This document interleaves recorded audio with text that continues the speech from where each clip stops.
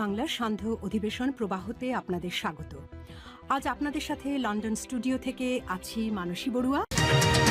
জানিয়ে দেব সর্বশেষ আপডেট বাংলা সংবাদ। শুরুতে শিরোনাম। রিমান্ডে চাঞ্চল্যকর সব তথ্য ফাঁস করলেন সাবেক আইজিপি শহীদুল। 5ই আগস্ট গণমিছিলে ছাত্র জনতা হত্যার জন্য যে নির্দেশনা দিয়েছিল শেখ হাসিনা।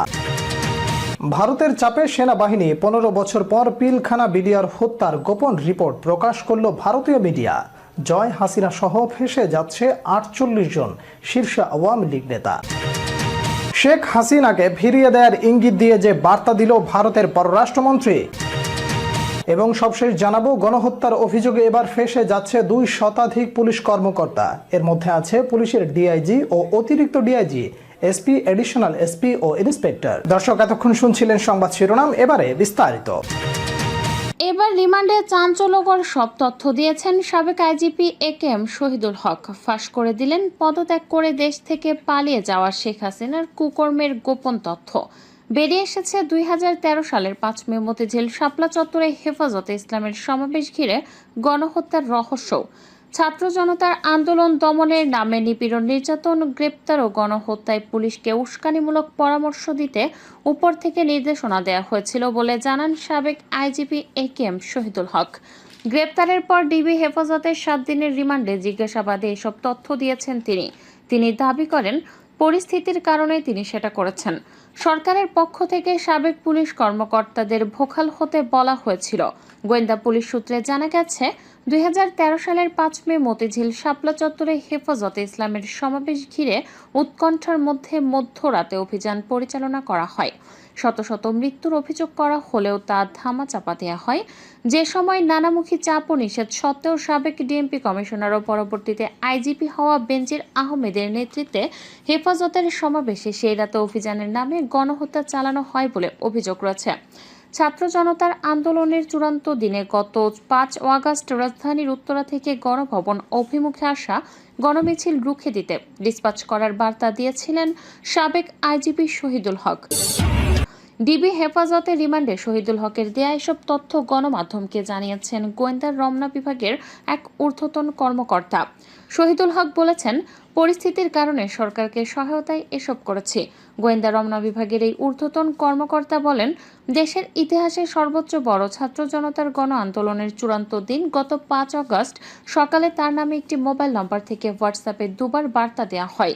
বার্তাটি পাঠানো হয়েছিল সেদিন আন্দোলন দমনে সক্রিয় ডিএমপির এক ঊর্ধ্বতন পুলিশ কর্মকর্তাকে, যিনি বর্তমানে আইন শৃঙ্খলা বাহিনীর হেফাজতে রয়েছেন। উত্তরা থেকে গণভবন অভিমুখে আসা গণমিছিল রুখে দিতে ডিসপাচ করার বার্তা দিয়েছিলেন তিনি। এটা যদি সত্যি তিনি করেই থাকেন তাহলে সেটা হবে ভয়াবহ উস্কানি। এই বার্তাটি তথ্য প্রযুক্তিগত সহায়তায় পরীক্ষা নিরীক্ষা করা হচ্ছে। কাকে কাকে এমন মেসেজ পাঠানো হয়েছে সেটি খতিয়ে দেখা হচ্ছে। প্রমাণিত হলে তার বিরুদ্ধে রাষ্ট্রবিরোধী ষড়যন্ত্র ও সাইবার নিরাপত্তা আইনে মামলা হবে বলে জানান তিনি। আওয়ামী লীগ সরকারের পতনের পর থেকে ঢাকা মহানগর পুলিশের বিভিন্ন থানায় পুলিশ সদস্যদের বিরুদ্ধে 134টি মামলা দায়ের করা হয়েছে।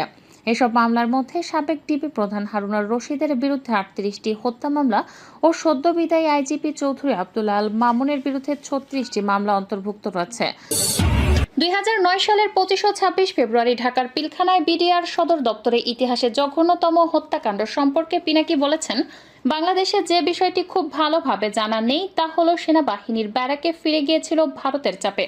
2009 সালে যখন তৎকালীন সেনা প্রধান জেনারেল মঈনুদ্দিন আহমেদকে তার অধীনস্থ কর্মকর্তারা বিডিআর বিদ্রোহ দমনে গুলি চালানোর নির্দেশ দিতে চাপ দিচ্ছিলেন, ভারত তখন সামরিক হস্তক্ষেপের হুমকি দিয়েছিল। নয়াদিল্লি তখন হাসির নিরাপত্তা নিয়ে চিন্তিত ছিল। আর ভারতের হুমকি কেবল নিছক হুমকি ছিল না। পিনাকি আরও বলেন, ভারতের কারণে হাসিনা রাজনৈতিকভাবে তখন পরিস্থিতি নিয়ন্ত্রণ নিতে পেরেছিলেন এবং সামরিক বাহিনীর চাপ থেকে নিজেকে মুক্ত করতে পেরেছিলেন। এরপর থেকে তাকে পেছনে ফিরে তাকাতে হয়নি। সেদিন বাংলাদেশ সেনাবাহিনী এবং র্যাপিড অ্যাকশন ব্যাটালিয়ন বিডিআর সদর দপ্তরে আশেপাশের শক্ত অবস্থান গ্রহণ করেছিল। রাস্তায় ট্যাঙ্কগুলো নামিয়ে সেনাবাহিনীর চূড়ান্ত মামলার প্রস্তুতি নিচ্ছিল। প্যারাট্রুপ কমান্ডো প্রস্তুত ছিল। তবে ভারতের সামরিক হস্তক্ষেপের হুমকির কারণে তারা অভিযান করতে পারেননি, যা দেরিতে হলেও প্রকৃত সত্যটা জানা গেল। পিলখানায় সেদিন এত বড় একটি হত্যাকাণ্ডের ঘটনা যে গুটি কয়েক ডিএসসি এর নায়ক কিংবা হাবিলদারের নেতৃত্বে কিছুতেই সংগঠিত করা সম্ভব ছিল না, এই সত্যটা সামনে এলো। অত্যন্ত পরিকল্পিতভাবে 25 ফেব্রুয়ারির এই পৈশাচিক হত্যাকাণ্ডের ঘটনা ঘটানো হয়েছিল। খুব চতুরতার সঙ্গে পিলখানা ঘটনাটি তারা সংগঠিত করেছিল। যে সেনাবাহিনী ভারত এবং শেখ মুজিবের বাকশালের বিরুদ্ধে বাধা হয়ে দাঁড়িয়েছিলেন, এবার প্রথম এসে সে রাস্তা বন্ধ করে দেয়া হয়েছে। হাসিনাকে ক্ষমতায় বসানো 1.5 মাসের মাথায় প্রথমে কথিত বিডিআর বিদ্রোহের মাধ্যমে সেনাবাহিনীর ধ্বংস করে দেয়া হয়। সেদিনই হাসিনা সরকারের শেষ দিন হতে পারত, কিন্তু ভারতীয় সেনাপ্রধান বাংলাদেশে হামলার হুমকি দিলে বাংলাদেশ সেনাবাহিনী চুপ থাকতে বাধ্য হয়। বিডিআর হত্যাকাণ্ডের দিন যারা হাসিনার বিরুদ্ধে কথা বলেছিলেন তাদেরকেও ধীরে ধীরে গুমখুন আর চাকরিচ্যুত করা হয়েছিল। এরপর সেনাবাহিনী উঠে দাঁড়াতে পারেনি। এখন যে সেনাবাহিনী আছে তারা শুধু রাস্তার কন্ট্রাক্টর আর ভোট চোরদের পাহারাদার।